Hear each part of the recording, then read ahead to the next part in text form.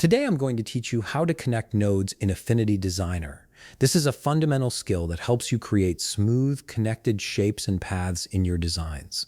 Let's dive right in. First, launch Affinity Designer on your computer. Once the program opens, you can work with an existing file or create a new one to practice connecting nodes. Either option works perfectly for this tutorial. Now look at the left sidebar where all your tools are located. Click on the pen tool, which is essential for creating paths and shapes. Once you've selected it, start dragging it across your canvas.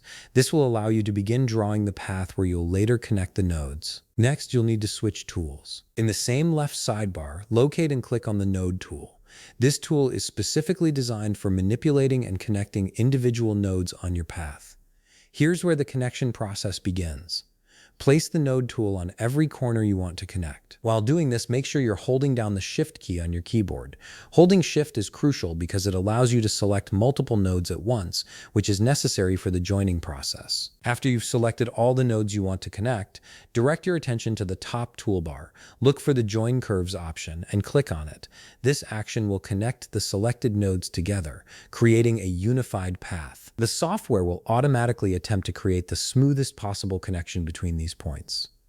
Now, there's a good chance that the initial join might not look exactly how you want it. Don't worry, this is completely normal.